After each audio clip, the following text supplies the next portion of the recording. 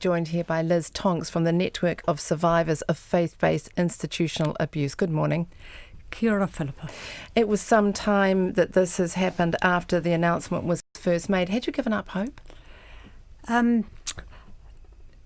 Yes, I think a lot of survivors had given up hope, but they were given hope yesterday when they heard the words of the Prime Minister, the Minister and Sir Anand, and who gave them hope and a belief that they're now going to be included in the Royal Commission. We're not sure yet that that's fully the case for the majority of survivors in faith-based institutions. We urgently need the Prime Minister, Minister and Chair of the Commission's assurance that that is the case. So who do you think might be left out? Well, the majority of faith-based survivors were under the care of their parents, trusted to the officials and religious and other employees of religious organisations into their care while they remained under the legal guardianship of their parents. There's no definition in the terms of reference that have been released that defines what they mean by in the care of a faith-based institution.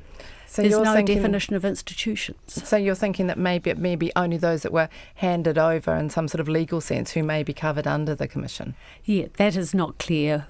We need clarity about that. Survivors that you spoke to, like Steve Goodlass this morning, that was interviewed by your reporter Phil Pennington, he's the survivor and knows of many others who believe they're included.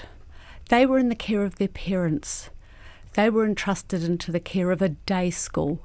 The majority of survivors were in day schools. They were in roles within the institution like altar servers.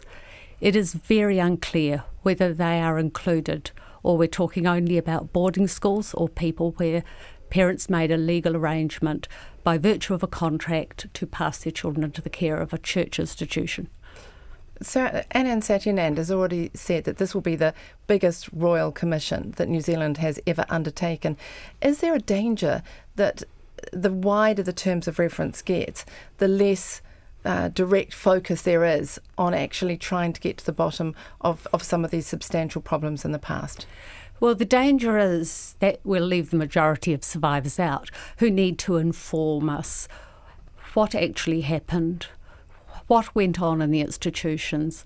We need to investigate the institutions, otherwise we can't prevent it happening in the future, which is their prime purpose. Do you have any idea about the scale of this? How many people you would expect to come forward now the terms of reference have been extended? Well, we know there are a large number. If we take an example Hundreds, thousands? Yeah. I believe that if we use the Catholic Church as an example, the number of people that are in the Catholic Church are equivalent to about the Diocese of Ballarat in Australia. We're not talking about, we're a small country. We're a small church-based country. We're not talking about hundreds of thousands. All survivors need to be included to tell their story. Otherwise, we can't have the information we need to prevent abuse happening.